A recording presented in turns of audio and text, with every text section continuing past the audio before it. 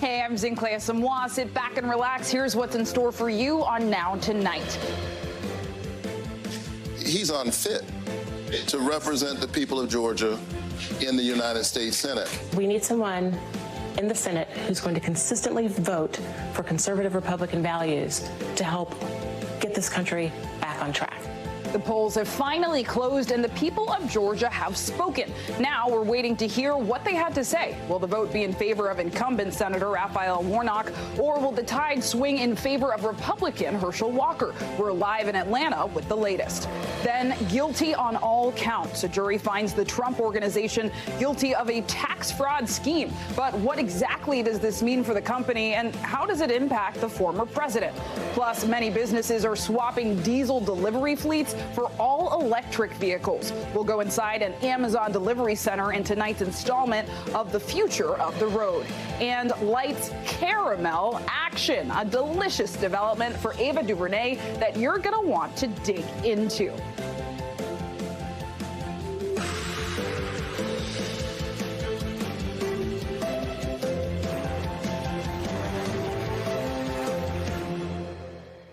All right, we'll get to the ice cream, but we begin tonight with the last election of the 2022 midterms. Yes, that is still going on. And yes, we're talking about the Georgia Senate runoff. Polls are now closed and early returns will soon be available. But it likely will be another few hours before we know whether Democrats win an outright Senate majority or whether the chamber stays evenly divided. Now, NBC News is projecting the race as too early to call right now. Democratic Senator Raphael Warnock is defending his seat from Republican challenger Herschel Walker. And the race continues to be a close one. But on this final day, it will all come down to turnout. Given my opponent, this race is not even about Republican versus Democrat, red versus blue, right versus left. It's right versus wrong. So we got to get out and vote. Yes, I tell you what, God has been good to us. How are you? So we're going to keep doing it. I'm feeling good. About the outcome? I feel very good about the outcome. I think the early vote was good, and so now I think we're going to win this election. Now, there are some truly massive numbers coming out of this runoff. Voters cast more than 1.85 million early ballots, and according to the Office of Secretary of State Brad Raffensperger, that is the number. Breaking records on top of the sheer turnout. The spending is astronomical, according to OpenSecrets.org, which tracks election spending nationwide. The Georgia Senate race has become the most expensive of this year's midterms, with a combined $416 million spent on the race by both candidates and special interest groups. Both candidates are in Atlanta waiting to see if this spending actually paid off. Both campaign headquarters are less than a mile from one another near the historic Olympic Park. NBC News correspondent Vaughn Hilliard joins us first from Herschel Walker's headquarters. Vaughn, it's good to see you. I see a busy scene behind you, so tell us about the campaign's confidence tonight and what it's like at the campaign headquarters. Zincle, we're just beginning to watch these numbers trickle in here. The polls closed just over 1 hour ago here, and there is reason for the Republican operation here to be encouraged by what they've seen today. We knew coming into today that there were record-breaking early vote turnouts, which have historically favored the Democrats here, and that is where the question mark was going to be, was what sort of a turnout operation would Republicans get on Tuesday, today? And what we have seen, the Georgia Secretary of State's office says that at least 1.3 million folks showed up to come vote in person today, which is exactly what Republicans here wanted. But when we were talking about the general election just 1 month ago, in which it was just 38,000 votes that separated Raphael Warnock, the Democrat, and Herschel Walker, the Republican, what we now know is that Herschel Walker is expected to at least be in the ball game here tonight based off of those numbers, but it may be here a couple more hours till we really get a clear picture of what the turnout ultimately look like, not only in those more rural Republican-heavy counties, but also in the metropolitan Atlanta area, where strong Democratic turnout was needed for the likes of Raphael Warnock. There are a lot of questions as we begin to watch these numbers trickle in here, Zincle. Absolutely, a lot of questions. Still too early to call. And Vaughn, it's hard to talk about Herschel Walker without talking about the many misconduct allegations he's facing. Many of them actually involve accusations of violence against women. How are those allegations impacting this evening specifically? Right. They have not helped Herschel Walker's candidacy at all. And that is where it's important to note, it was the Republican candidate for governor here, Brian Kemp, who handily won his re-election bid last month against Democrat Stacey Abrams, won by 8 percentage points. Most folks you talk to will still say this is a conservative state. But what you watch, not only with Herschel Walker, with his alliance with Donald Trump, who is, per data, not a popular figure here in the state of Georgia, but also the litany of allegations from multiple women who have come forward to allege that Herschel Walker paid them to have abortions, to just over the course of this week, and I had a conversation with a woman who put her name on the record and went on camera with us to allege that over the course of a 5-year relationship that she had with Herschel Walker, there were multiple episodes, including one physical attack in which she alleges Herschel Walker put his hand on her chest and her throat and attempted to punch her. These are the types of allegations that have plagued Herschel Walker's candidacy, but you have seen Republicans, including the like of the Republican governor here, go out and make the case that it's important for Georgians to vote for the individual who would be a Republican partner up on Capitol Hill in Washington, D.C., Clay. I mean, those are tough allegations, so we'll see how it pans out tonight. Vaughn Hilliard, thank you so much. And now let's move over to Senator Raphael Warnock's campaign headquarters with NBC News correspondent Shaq Brewster. I hear activity behind you as well. So can you tell us more about Warnock's closing message today and how confident the team is about holding this Senate seat? Even though wrong prevails. Good evening to you, and I'll keep my tone a little bit more muted because the group is praying right now, so I don't want to interrupt the prayer going on. But, we heard from Senator Warnock just yesterday where at his closing event, his last Get Out the Vote rally, you heard him say that he believed he was coming into Election Day in a confident position. He said, we will win on Election Day. And you heard what Vaughn said, talking about the dynamics in this state, that if you look at the early voting numbers, that was good for Senator Warnock. They felt, Democrats in the state felt that they were coming into Election Day in a good, strong position. And that was the energy that you heard throughout the day from many Democrats. Now, you mentioned the closing message. One thing that we continue to hear from Senator Warnock is that his opponent, Herschel Walker, he says, doesn't have the competence or the character to earn that Senate seat in Georgia. He doesn't talk about the allegations and the misconduct allegations that you were just talking about directly, but he does in that implicit way, saying that Herschel Walker is not a serious candidate, that he doesn't take the job seriously, that he doesn't know the issues. So that has been much of the closing message. And I'll tell you, talking to voters earlier today at a voting location, even from those voters who said that they were supporting Herschel Walker, there were concerns about the character of that candidate. The question is whether or not those voters still came out and backed the Republican or whether they flipped their vote to Senator Warnock.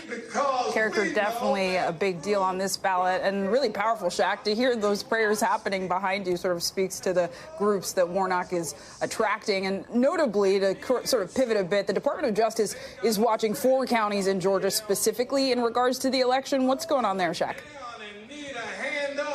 Yeah, and look, this is not the Justice Department saying that there is misconduct happening or that there are red flags in those counties. This is actually something that we saw ahead of the November election. There, it was about 23 states, about 64 jurisdictions across the country where they sent these monitors essentially to make sure that they're following federal election law. I was talking to Hallie earlier today, and I said a way you can analogy for it is as if your parents, when you were younger, told you it's time to clean your room, and you go upstairs, and about 10, 15 minutes later, they come and just poke their head in to make sure that that is what's happening. That is the sense. It's not that they're alleging there's any wrongdoing, but it's they're making sure that the federal election law is being followed across the state of Georgia.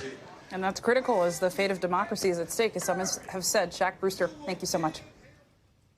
And a jury has found the Trump Organization guilty of tax crimes and what prosecutors called a, quote, culture of fraud and deception. The company was accused of a scheme where longtime executives collected financial perks off the books. The conviction came on all 17 counts, and it took the jury less than 2 days to reach. The case was largely built around Alan Weisselberg, the company's former chief financial officer and the prosecution's star witness. He pleaded guilty in August to tax fraud and conspiracy charges and was promised a reduced sentence in exchange for testifying against the company. To be clear, today's conviction does not implicate Donald Trump personally. He was not named directly, just his business. Joining me now to talk about this is Cynthia Alksny. She's a former federal prosecutor and MSNBC legal analyst. Good evening and welcome. So just to jump in here, what stood out to you in the jury's decision?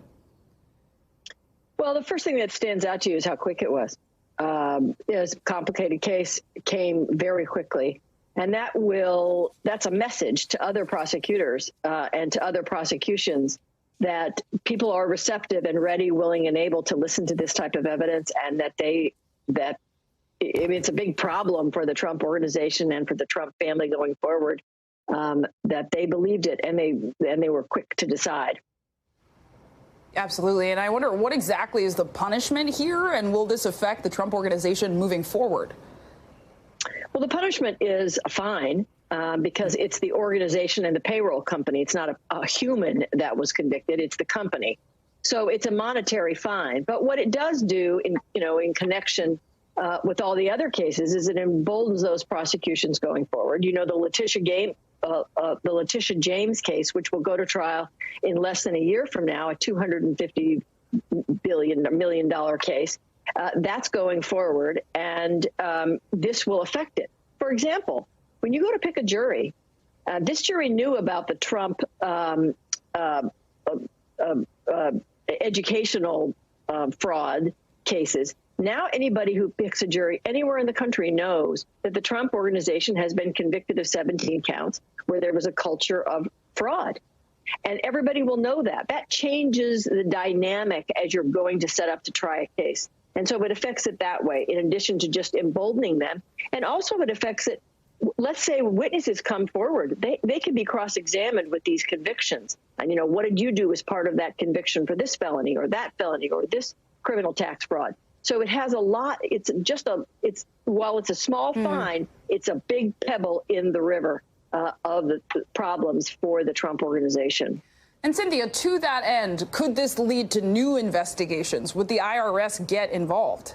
Sure. I mean, first of all, we think the IRS has been involved and that they've been in the background looking. But if they aren't looking, they certainly are now, because we have these 17 convictions and it's criminal tax fraud. So, of course, it affects the federal taxes are affected as well, and they should be involved. It also Alvin Bragg in the Manhattan DA's office, it has announced that he's really working more on a case that we thought was dead, and it turns out it's not dead. So definitely it will affect an IRS investigation. Yeah, and you touched on it in a bit, but it is important to note that there is a separate civil lawsuit accusing the organization of misleading banks and others for years about values of assets. So what comes next in that case? Well, that case is set to go to trial in October. One thing that's going to happen is what's going to happen with Weisselberg, which is kind of that's kind of the next thing because it's coming up in January. He had a deal to testify truthfully. And there's a real question about whether or not he did that. He, tried to take all the blame and little tears and all kinds of things. He tried to protect the Trump family.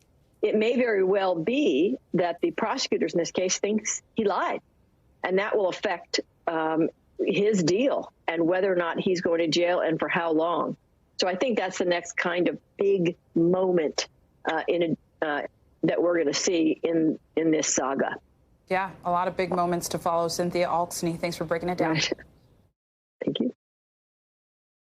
The congressional hearings investigating the January 6th attack on the Capitol are not new. And at this point, you may be wondering, what is it all for? Well, earlier today, that became a bit clearer. The House committee will issue criminal referrals to the Justice Department. The committee's chairman, Congressman Benny Thompson, broke the news to reporters on Capitol Hill. We have not made a decision as to who, but we have made decisions that criminal referrals will happen.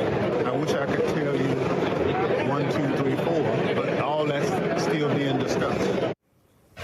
Joining us now to talk about this is NBC's Ryan Nobles. Ryan, good evening. So what kind of charges are likely here? And since Thompson said referrals with an S, plural, who exactly is at risk? Well, anybody that really came into the purview of the January 6th Select Committee is probably sweating a little bit tonight after they heard that the committee is ready to take this step. I mean, there's a pretty big umbrella under which possible criminal referrals could fall under, but obviously the name at the top of the list has to be the former President Donald Trump. This is something the committee has been deliberating for some time. They've said in court filings in an attempt to prevent the former president from shielding information under the protection of privilege that they believe that he has committed a crime. So it would make sense that they would take that step and offer up a referral to the Justice Department under that banner. But it is not limited to the former president. There are a whole host of people that surrounded him that were involved in either the incitement of violence leading up to January 6th, the efforts to overturn the election, and then just getting in the way of the investigation itself. The committee has said that they've been concerned that perhaps witnesses had perjured themselves. That's something they could refer to the Justice Department. Witness tampering is another issue. And then, of course, there's just the outright denial of their subpoenas. All of those different issues could be something that they want to refer to the Justice Department. And Ryan, I do want to make a distinction, right? Because just because the committee makes referrals, that does not mean that the DOJ has to prosecute, right? That's exactly right. I mean, it means a little bit more than if you or I sent the Justice Department a letter saying that we think someone should be criminally prosecuted, because it does come from Congress. But to your point, it carries no legal weight. The Justice Department can review the information, they can look at the evidence, and they can choose just to toss it aside. They're under no obligation to listen to Congress. They probably listen to them a little bit more closely because of who members of Congress are. And that actually has to be part of the calculation here for members of the committee. They want a referral like this to hold weight with the Justice Department. And if they take the risk of sending these referrals over and the Justice Department doesn't act on them, that could set a precedent for stuff like this in the future. And this is not siloed, because I know that the Justice Department has subpoenaed Arizona, Michigan, and Wisconsin officials for Trump communications. So what do these alleged subpoenas suggest about Special Counsel Jack Smith specifically? Well, what it really shows is that he is zeroing in not just on the incitement of violence on January 6th, not just on the activity that took place here on that day, but that there is a concern within the Justice Department about the attempts to prevent the peaceful transfer of power. And when you're going to these state-level officials and subpoenaing them and then ultimately asking them the tough questions about what the Trump campaign was up to as it relates to trying to deny the peaceful transfer of power, that shows the direction that they're headed. You know, this is about a lot more than just the people that broke windows and attacked people violently on January 6th. That's certainly a big focus, but the broader issue that many people are concerned with is the overall threat to democracy, and that shows that that's something that the special counsel and before him the attorneys that were investigating this on behalf of the Justice Department are very concerned with. That's an important point. This is about a lot more. NBC's Ryan Nobles, thank you so much. Thank you. Now, usually when the power goes out, the FBI is not involved in turning the lights back on. But in North Carolina, the feds are assisting as thousands remain in the dark. But what really happened? We're live in Chapel Hill when we come back. Our investigation continues at a very fast pace. Sheriff's Office investigators, along with our partners in the FBI, the State Bureau of Investigation, continue to leave no stone unturned. Welcome back. I'm Zinklea Samoa. Now, thousands in North Carolina are heading into their fourth night without electricity or heat after two power substations were attacked over the weekend. It happened in Moore County, where over 34,000 customers are without power. Duke Energy says their technicians are working around the clock to fix the problem, and power is expected to return late tomorrow night. Schools in Moore County will remain closed tomorrow and Thursday, and the county curfew will remain in effect from 9 a.m. to 5 p.m. North Carolina Governor Roy Cooper said he believes it was a targeted attack. And while authorities say the motive remains unclear, Cooper says they are investigating every angle, including a theory that the attack was meant to shut down a local drag show. It's deeply disturbing to see the increase in hate speech and threats and violence against LGBTQ people across this country. It is unacceptable. I expect federal, state, and local law enforcement will investigate that potential and others, leaving no stone unturned. So let's dig into this now with NBC News correspondent Antonia Hilton in Chapel Hill. Antonia, so nearly 35,000 customers are without power, and you've been reporting on this since the morning. Has power been restored anywhere, and are residents getting any kind of assistance either from the city or state, especially given how cold it is and it's expected to be tonight? Well, Clay, a couple thousand people in the county have been able to get their power restored, but the situation is looking like the vast majority of people aren't going to get their power back until about midnight as we head into Thursday morning. So they really have one more full day there without heat, without, in many cases, running water in their homes, without the lights on. And so I talked to residents all day today who are traveling around, going to visit family in other cities and communities in the state and crashing there, trying to take showers at people's homes who happen to have generators, and so they're just trying to make do. But the reality is, looking at what happened on Saturday night, within a few minutes, whatever actor or group of actors is responsible for this gunfire attack on these substations managed to plunge a community into chaos now for several days in a row. And as you mentioned, school is going to be closed, and all of these businesses at this critical time before the holidays are unable to be open to make the sales that they need to make. And, so many people in that community, there are a lot of people who are hourly wage workers. I mean, the effects are going to be with this community for a while, Clay. Yeah, so many layers there, right? Education, the holidays, and so many affected. And Antonia, I know these attacks really put a spotlight on the fragility of Moore County's infrastructure. Are officials surprised by the outcome of this attack, how long it's lasted? And are they using it as a learning experience? Because I know other counties are talking about concerns as well. I think what this has done is actually expose the fragility of infrastructure around the United States, not just in Moore counties, Clay. And people's eyes are on this county to see ultimately what the motive, who the suspects may end up being. As people like Governor Cooper has spoken about this week, the knowledge even before this attack that there were these potential threats, cybersecurity threats, physical threats to things like substations. I think that is going to cause a lot of local leaders, but also the private companies like Duke Energy that have to manage these sites to really think hard about security. Already, they say that they have multiple layers of security at these locations, but I think we're going to hear calls all over the country for all that to get beefed up. Take a listen to some of Governor Cooper's comments. I know that with our power sector, water infrastructure, we know that potential vulnerabilities are there. I think that we'll look at this incident and evaluate where we are, not only with this, but for other infrastructure. There may be some things that need to change to make sure that our infrastructure is protected. As I talked to residents all day today, a word that just kept coming up was unsettling, that this was really the first time that in their day-to-day lives they realized, how much those threats could hit home for them and how easily something like this could happen again in North Carolina or elsewhere in the United States. Clay. Yeah, Antonia, that really is unsettling. And I did want to ask about potential motives here. We heard Governor Roy Cooper address the theory that it may have targeted Downtown Divas drag show. What do we know about that exactly? That's an important part of the story to address head on, because part of the effect of all of this and the confusion and the chaos on the ground, it's allowed rumors to spread, and it's really challenging because while on the one hand we have no confirmed suspect, no confirmed motive, and we can't tie what happened Saturday night at this time to the drag show, what we do know is that in the days leading up to that drag performance on Saturday night, there were unfounded and horrific comments being made about the LGBTQ community in the county, that people were very aggressively planning to protest them, in some cases making very frightening comments online that has caused immense amount of hurt and anxiety among LGBTQ members of Moore County and, of course, their friends and their family. And so this was all leading up. It was really an escalating situation as we got closer to Saturday.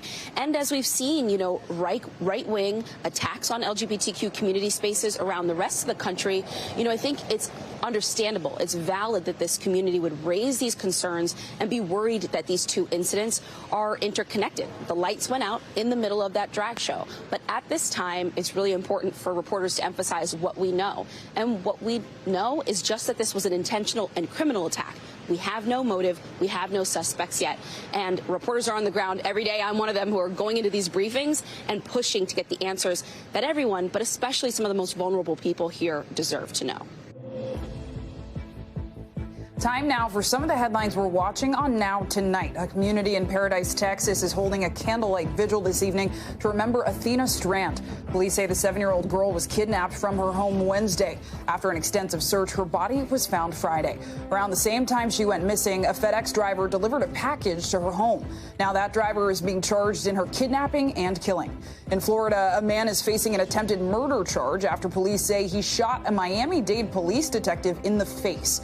The shooting happened Monday when the detective pulled over an armed carjacking suspect.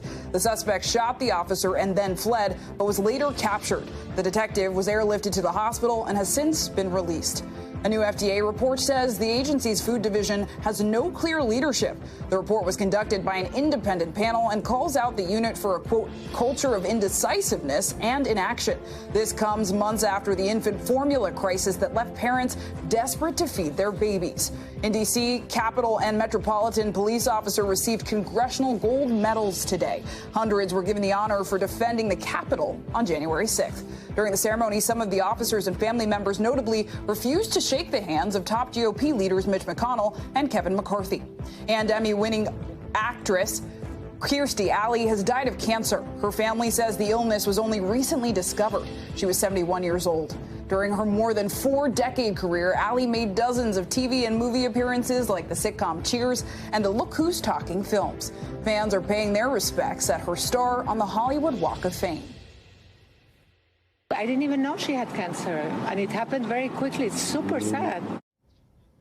And in Ukraine, another possible escalation in the war today. Cities across the country are facing intense missile attacks by Russia, including the town of Zaporizhia, where critical infrastructure was damaged. This wave of missile attacks comes after blasts at 2 military air bases deep inside Russia. According to the Russian Defense Ministry, the blasts were a result of Ukrainian drone attacks, which killed 3 military personnel and damaged 2 planes. Ukraine has not claimed responsibility for the attacks. NBC News correspondent Allison Barber has more from Kyiv.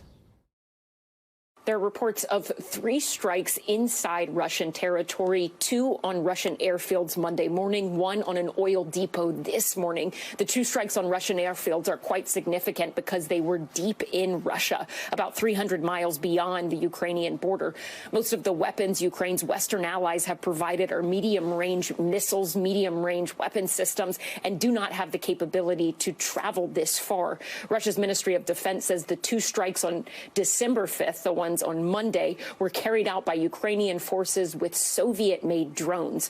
Ukraine has not publicly commented on these particular strikes, but if these strikes were carried out by Ukraine, it suggests not only a new willingness by Ukrainian forces to push the fight to military bases in Russia, but it also suggests their weapons capability and their ability to use weapons effectively to attack Russia at a distance is growing. And that's outside of what Western allies have provided in terms of weapons. A spokesperson for the U.S. State Department was asked about these strikes, whether or not the U.S. knew anything about them and the weapons that the United States has provided to Ukraine. The spokesperson said that the weapons the U.S. has provided are not to be used inside Russian territory. He seemed to imply they have not been used inside Russian territory to his knowledge. He didn't get into specifics as it relates to these particular strikes, but reiterated to reporters that the weapons the United States has provided to Ukraine are defensive supplies. Reporting in Kyiv, Ellison Barber, NBC News. Thank you, Ellison, for that report. And for the last few weeks, Chinese officials have begun to ease certain zero-COVID policies, giving hope that some facets of normal life will return to China. Although Beijing hasn't made any official announcements, some changes are already taking effect. NBC's Janice Mackey-Frayer has more. There is some relaxing of COVID rules, returning some aspects of a normal daily life, like not needing to show a negative 48-hour COVID test to get into the supermarket or an office building or to ride the subway. There's no official announcement from the government that zero COVID is over or even unwinding, but the messaging in state media, as well as moves by local officials, are signs that the system is at least being retooled into something more manageable for people. Top officials are also softening their tone on the severity of COVID, coming more in line with how other countries have been talking for more than a year. All of this after extraordinary protests in several cities against zero COVID rules, the biggest show of public discontent in China since Xi Jinping took power a decade ago. The fear now is the virus, with cases already at a record high and the expectation there will be a surge or an exit wave with more relaxing of the rules. The concern is that after 3 years of harsh COVID rules, much of China has low immunity and little experience with the virus, as well as a low vaccination rate. China also still bans the use of foreign vaccines like mRNAs that studies have shown are effective against COVID, especially the Omicron variant. So some aspects of the system will remain so that as rules are relaxed, the healthcare system doesn't get overwhelmed. There will still be the digital surveillance tools like health codes that will track wherever people go. So it won't be a straight line to reopening. People here have long been cautious of and exhausted by the zero COVID system, but they now also face the likelihood that the virus is running rampant too. Thank you, Janice, for that report. And on November 19th, a shooting at Club Q at an LGBTQ nightclub in Colorado Springs left 5 people dead. Raymond Green, Vance Kelly Loving, Derek Rump, Daniel Aston, and Ashley Pugh. Those are their names. Now the alleged gunman is charged with over 300 counts, including first-degree murder, attempted first-degree murder, and bias-motivated crime. NBC News correspondent Niala Charles joins us now to talk about this. So let's just jump in here because there are 305 charges, but notably, even though 5 people were killed, there are actually 10 first-degree murder charges. So walk us through that. What's going on there? Well, there are 2 homicide charges for each of the 5 murdered victims. One is first-degree murder and the other is murder by extreme indifference, Zincle. Both carry possibility of life in prison without parole. It's the most severe sentence since Colorado doesn't have a death penalty. We spoke to Ann England, a law professor at the University of Colorado. She says first-degree murder is usually associated with an intended victim and motive, while the extreme indifference statute is meant for defendants who aim to kill someone but didn't have a specific target. Both have the same penalty, so it gives prosecutors both avenues here for each of the murdered victims. Zincle? Helpful breakdown, and it really shows the scope of this tragedy, how many people it impacted. And I know investigators are yet to determine an actual motive. Naturally, there's been a lot of speculation about whether this constitutes a hate crime. Where do things stand right now? Well, prosecutors have not named a specific motive, but are charging it as a hate crime. The suspect did not say anything in court today at all, so the motive is still unclear. Prosecutors, though, not ignoring the fact that this crime was done at an LGBTQ nightclub, the only one in Colorado Springs. Leading up to this, there was some question as to whether or not the DA would charge the suspect with hate crimes due to the defense saying the suspect identifies as non-binary and uses they-them pronouns. But the DA said they are prosecuting the shooting to the fullest extent. Zincle? And Niala, of course, so many people are watching this. When will the trial begin? So far, no trial date has been set yet. The DA says he thinks the trial will happen sometime after 2023. Prosecutors say with the hundreds of charges here, the case has a ton of evidence. Prosecutors will present a lot of that at the preliminary hearing that's set for February 22nd. There, they'll justify each charge, so we expect to learn more then and maybe even about a possible motive. Zincle? And do we expect these charges to stick, Niala? Well, experts say here we have to wait and see, but there are very serious charges here, and obviously the crime is very significant, not just the community, but the entire country. So we'll all wait and see. Zincle? Thank you so much for that reporting. And meanwhile, in Arizona, President Biden visited a semiconductor plant. And though the plant is still under construction, the Biden administration is suggesting it will be a boon for U.S. manufacturing. American manufacturing is back, folks. American manufacturing is back. But the Taiwanese company building the plant knows that the U.S. has their work cut out for them. NBC's Josh Letterman has more from Arizona. Hey, Zinkley, the U.S. competition with China is playing out right here in the central Arizona desert as President Biden tries to cast a spotlight on efforts to boost U.S. competitiveness with China, particularly when it comes to manufacturing semiconductors, those tiny little computer chips that are so critical to everything from our iPhones to all of the other technology that we need. And here in Phoenix, a Taiwanese company today is announcing that it is expanding its investment to $40 billion to make semiconductors not in Taiwan, but right here in the United States. Eventually, according to administration officials, enough semiconductors could be built right here in Arizona to meet the entire U.S. need in the future. And you can't really get a sense of the scope of what they are building here in the desert from our point of view, but it is just simply massive. More than 2 miles long, this facility, more than a mile wide, well over 1,000 acres that are going to be used to make semiconductors, with Apple CEO Tim Cook on hand here today, touting the fact that his company, Apple, will be able to buy semiconductors from Taiwan's company that will be made right here in Phoenix, and touting the fact that those will be American-made semiconductors. Here is what President Biden had to say as he touted the work that's being done here. These are the most advanced semiconductor chips on the planet. The chips will power iPhones and MacBooks, as Tim Cook can attest. Apple had to buy all the advanced chips from overseas. Now they're going to bring more of their supply chain here home. It could be a game changer. All told, TSMC is investing $40 billion here in Arizona, the largest foreign investment in the history of this state.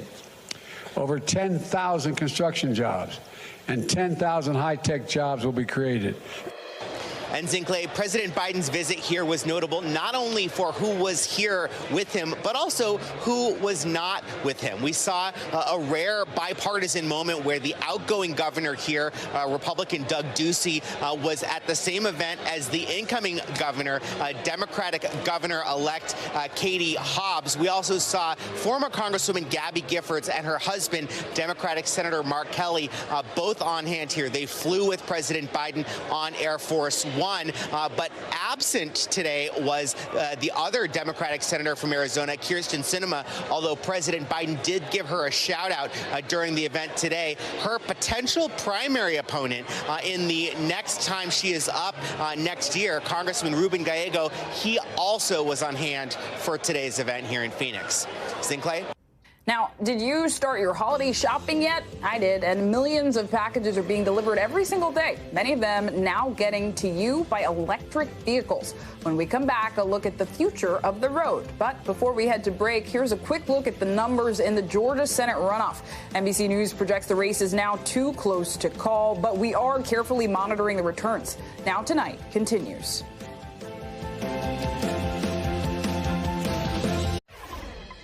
Tonight, we're taking an inside look at how some of America's biggest companies are hitting the accelerator on going green. How? Well, they're transforming their delivery trucks and vans just as the holidays kick into high gear. It's a big expense that could have big payoffs for the environment. Here's NBC's Tom Costello.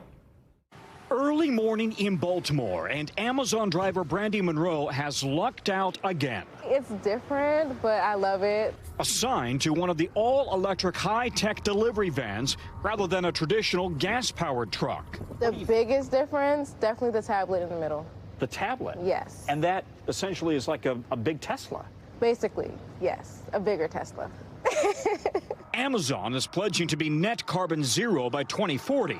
Thousands of these custom-built Rivian vans are already driving in and out of neighborhoods, delivering packages in 100 cities nationwide. So this is the full 360 view of the vehicle, the front, back, and both sides. The electric's easily recognizable by the LED lights and the light blue trim around the rear door. Amazon is starting with their last-mile delivery vans. Eventually, they want to expand across much of the fleet. We think that electric vehicles are a great solution that is a win all around. It's a win for the planet, it's a win for customers, and it's a win for the business. FedEx and UPS are also adding EVs. And amid volatile fuel prices, electric semis. Tesla just delivered its first 18-wheeler last week, while New York's Manhattan beer distributors already drive electric Volvos, up to 250 miles and 10 hours on a single charge. And it's quiet. Just listen. There's no engine noise. It's almost like driving a golf cart. Joshua Santiago has been a trucker for 35 years. How does this truck compare to your old truck? Is this as powerful? Oh, this is more powerful. More powerful? Way more powerful, quicker, more quieter, and best of all, it's clean air. Solar panels provide the overnight charge, and without a gas and oil engine, fewer breakdowns. What we know is that we are saving money on maintenance. They are much more efficient, and so far they've been very reliable. Government subsidies help offset the investment as New York, California, and Washington move to phase out sales of gas and diesel vehicles by 2035. For now, the heavy batteries only allow for short-haul, lighter loads rather than big cross-country runs, as more of America's big brands. I don't want to go back to diesel. Electric's the way. Choose green. Tom Costello, NBC News, New York. Tom Costello, thank you. And speaking of sustainability, let's talk about antacids. Strange, I know, but get this. Scientists are dumping antacids into the ocean to fight climate change. It sounds far-fetched, but they say it could really make a difference. We'll explain right after the break.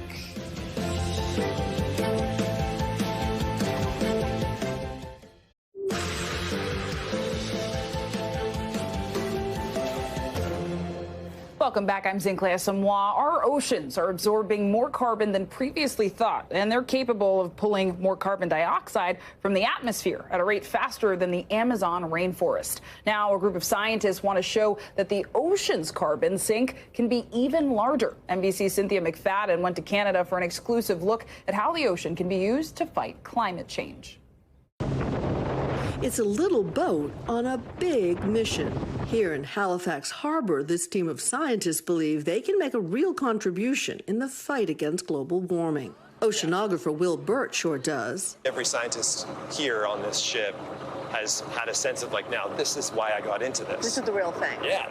I mean, what more motivation does one need, right? Here's the concept. The ocean is the world's largest absorber of carbon dioxide, but it's sucked up so much it's now too acidic, and that's a problem. Think harmful algae blooms and bleached out coral reefs. It also means the ocean can't keep up with all the carbon humans continue to pump into the air. So what to do? Give the ocean a giant antacid. That's right, add magnesium hydroxide powder to existing pipes like this one at a Halifax energy plant so it can absorb more greenhouse gases and perhaps even get healthier at the same time. So a giant Rolade goes into that pipe, pumps it out, makes the ocean less acidic so it can absorb more of the bad carbon and suck it up. More or less, yeah, that's about right. Bert's job is to make sure it works. But he and his colleagues at Planetary Technologies are also determined to make sure it does no harm. A better safe than sorry approach with a range of research being funded by the company. Dalhousie University professor Hugh McIntyre is studying something he's an expert on, teeny tiny plankton. What we're going to do is add the magnesium hydroxide to them, and then we're going to monitor what happens. So far, we have not detected any change in the growth rates, and we have been testing 10 times higher concentrations than Planetary actually intends to use. With respect, phytoplankton ain't the only thing in the sea. They're not, absolutely not. So we have to start somewhere, and the logical place to start is the base of the food web.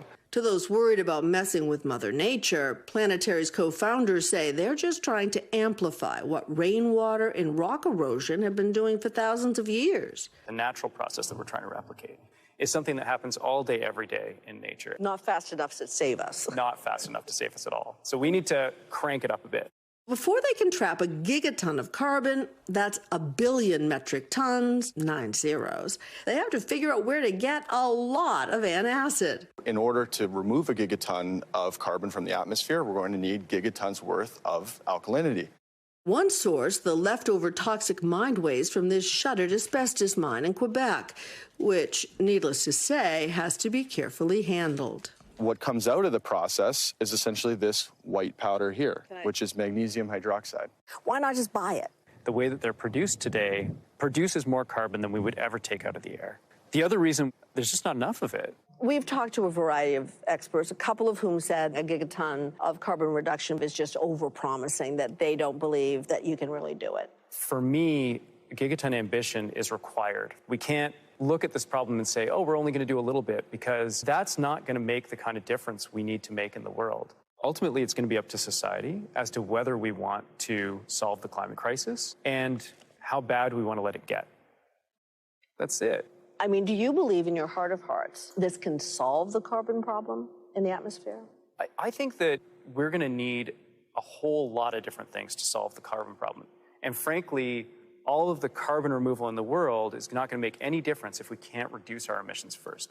So this doesn't get us off the hook. Not at all. Hugh McIntyre agrees. What keeps me up at night is the idea that the next generation is going to be facing a climate where massive fires, massive floods, hurricanes is just another Tuesday. It makes the work more important, I would say. Yes, it does. We have to find a solution. This one has the potential to be big. Cynthia McFadden, NBC News. Thank you, Cynthia, for that important report. And now you've been watching the news all day, but remember, the headlines are not always bleak. Here are your 60 seconds of joy. Director Ava DuVernay becomes the first Black woman to have her likeness on a pint of Ben & Jerry's. The new flavor is called Likes Caramel Action and will be available in both a dairy and non-dairy option. Pints are set to start shipping next month. Ava out here with her own dairy flavor. And imagine finding a rare live recording of a musical Broadway composer, Stephen Sondheim, that he wrote in college. For one journalist, that's a real thing. A journalist found the music on a CD while cleaning up his office. It holds the music for a show called Finney's Rainbow, a satire Sondheim wrote when he was just 18. And finally, a Dear Santa letter is melting hearts. Anthony, a second grader from California, told Santa he's not asking for any toys. Instead, quote, all I want is for people that don't have homes to have one. But he did ask for one thing himself, not to have lung problems and for no one to starve. Anthony's teacher says he is an amazing human, and it's clear that that is true. She also said he has a heart as pure as gold, something we can all aspire to. So that does it for us. Thank you for ending your day right. And before we go, a final look at those returns in the Georgia runoff election right now. Raphael Warnock is in the lead, though we've seen fluctuations, so stay with us tonight. I'm Zinklea Samoa for NBC News Now Tonight. The news continues right now.